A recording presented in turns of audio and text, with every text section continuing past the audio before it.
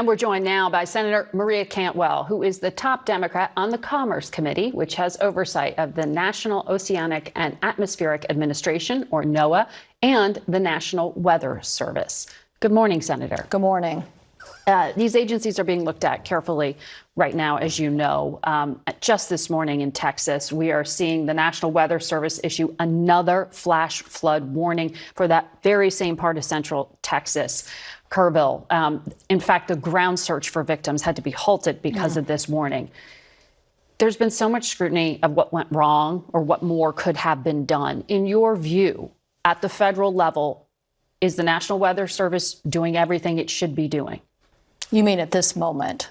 Yes, did it function as intended? Well, I think what's happening here, and we need to take a pause. Glad the president and first lady went, and definitely there's a lot of things being said. But what the real question is what can we do to improve the weather forecasting of this nation, to use science, to use better assets, to really do once-in-a-lifetime investment to upgrade the system so that we could have given people in Kerrville more time, more warning, and the same for tornadoes and hurricanes and fires.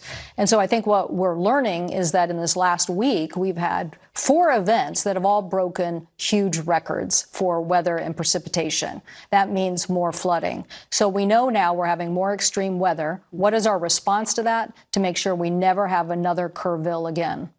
So more extreme weather, more stresses on the system. At the same time, you have the Trump administration at least proposing that they're going to do a 27% budget cut to NOAA. The Commerce Secretary, though, said he's not going to touch public forecasting. We've seen, though, on the Democratic side, Leader Schumer say there should be an investigation about whether staff cuts, for example, led to or contributed to the Texas disaster.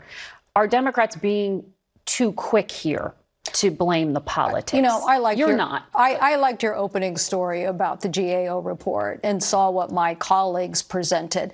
You know, I was on that call the day the president was shot and You're talking about Butler. In Butler, and I basically asked the question on the call that day: did you guys use drones? There was like dead silence. So I'm glad now that GAO, a respected arm of our organization and government, is producing a report. Do you want the same kind of report a year from now? Yes.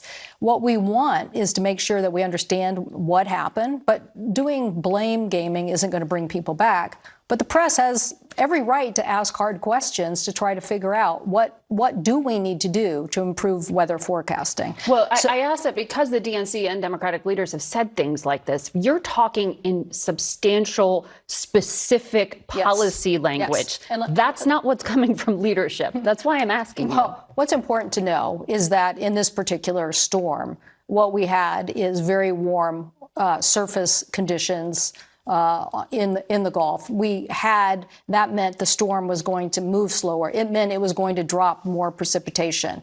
We as a nation shouldn't be second to Europe or anybody in being a weather-ready nation. We should be the smartest government in the world, using technology, analyzing the data, and putting a forecast system into place that gives people that kind of system. So just recently in the Midwest, that work by NOAA and the weather forecasting system and the labs helped give information about how to get out of the way of a tornado 2 hours in advance, not 15 minutes or 13 minutes, but 2 hours. And I'm going to send a letter to the president making 5 recommendations, and some of them are very bipartisan recommendations, things that Senator Cruz or Wicker or Moran support, that basically make this once-in-a-lifetime investment so we have the best information, the best analysis, the best people to interpret that on the ground for the local responders. And let's help Americans get out of the way of a storm.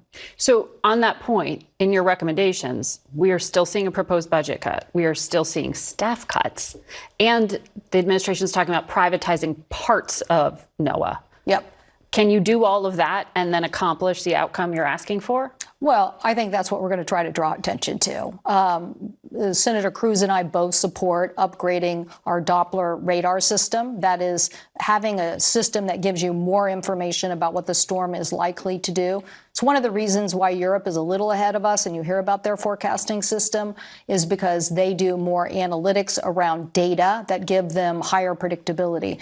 I think we're in the same place. Let's get the best system in the country. Senator Wicker and I support these ocean buoys. Those buoys tell you the temperature of the ocean. Why was that so important in this case? Because you needed to know that temperature tells you how much that storm might move or hold in a pattern and how much precipitation it might move forward and dump in a community. And you believe this has to happen at the federal level. It's not a state-led response in that way, or forecasting rather. Well, this is a national responsibility. And I think if you want your snow shoveled, yeah, you want the mayor to show up. But if you want accurate weather information, it's not community to community. It's a national system, and we share that with the local people and help them best respond. And today, my state has a red flag warning out. It's right in the Seattle Times, telling the whole state very bad conditions today, very hot temperatures, very high winds. That means a fire could be explosive. So a lot of warning ahead of time. Let's talk more about this on the other side of this break. Stay with us if you will. We'll be right back.